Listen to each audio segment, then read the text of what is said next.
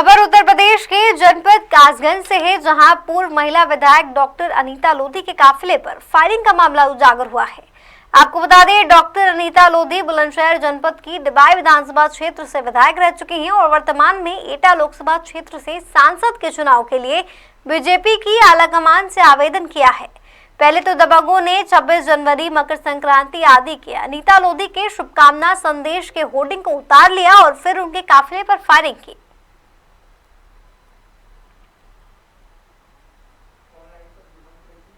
इस खबर पर ज्यादा जानकारी के लिए हमारे साथ फोन लाइन पर जुम्मन कुरैशी जुड़ गए हैं। जी जुम्मन जी, पूर्व महिला विधायक डॉक्टर अनीता लोधी के काफिले पर फायरिंग का मामला सामने आया है, क्या कुछ जानकारी है?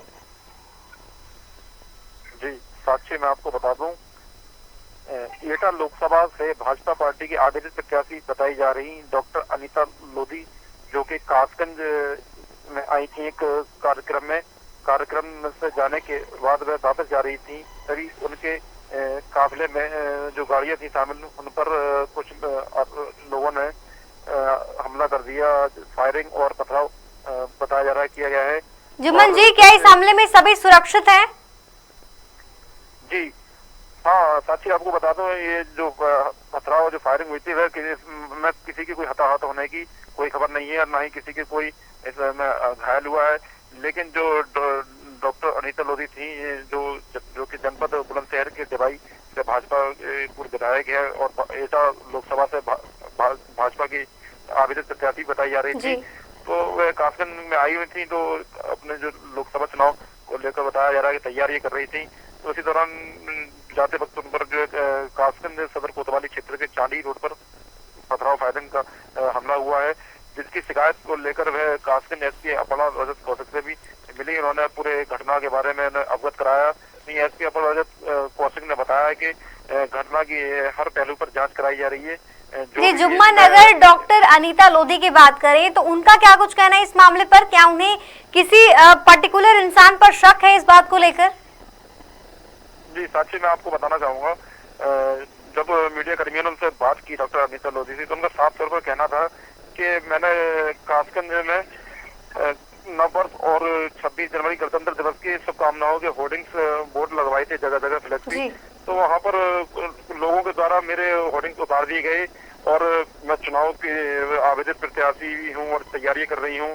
तो जाहिर सी बात है, षड्यंत्र मुझे लग रहा है राजनीतिक।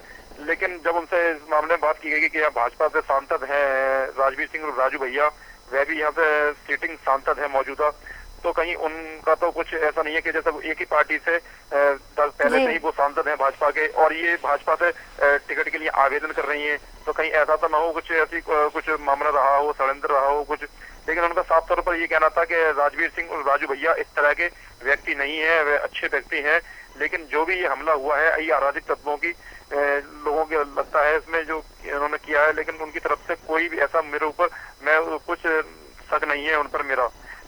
जो अब देखा जाता है कि अब एक चीज और निकलकर सामने आ रही है कि उन पर ही मुकदमा लिख दिया गया है, बताया जा रहा है। अभी कुछ जानकारी मिल रही है, डॉक्टर अनीता लोधी और उनके समर्थकों पर ही मुकदमा लिखवा दिया है। जो किस विषय में उन पर मुकदमा लिखा गया जुम्मन? यही फायरिंग और जानलेवा हमले को लेकर पथराव हुआ, इसी का जो मुकदमा उनके ऊपर बताया जा रहा है लिखा गया है। और जो उनके 2 समर्थकों सहित 3 लोगों पर बताया जा रहा है मुकदमा लिखा गया है। जी मुकदमा लिखवाया किसने है? एक इनके ही काफिले में जो गाड़ियां चल रही थी, इन्हीं के साथ वो काफिले में बताया शामिल थे। लेकिन अब पता नहीं क्या वजह है, वो क्यों इनके साथ वाले ही इन पर जो आरोप लगा रहे हैं, जो साथ में गाड़ी भी बताई जा रही थी, जिनकी गाड़ी थी काफिले में अनीता लोधी के, वही जो साथ वाले ने ही इनके ऊपर जो है मुकदमा लिखवाया है इस तरह का। जी, और जिन अराजक तत्वों ने उनके होर्डिंग्स निकाले हैं, क्या पुलिस ने उनकी पहचान कर ली है? जी अभी तक इस संबंध में पुलिस को कोई जानकारी नहीं मिली है। ये होर्डिंग कितना उतारे हैं, पुलिस इस पर भी बारीकी से मामले की जांच कर रही है। होर्डिंग कितने उतारे हैं, अगर ये भी साक्ष्य मिल जाएंगे पुलिस को कि किसी ने ये होर्डिंग क्यों उतारे हैं, तो उस पर भी पुलिस कार्रवाई पूरी तरह करेगी। जी बहुत बहुत शुक्रिया आपका हमारे साथ जुड़ने के लिए और ये तमाम जानकारी साझा करने के लिए।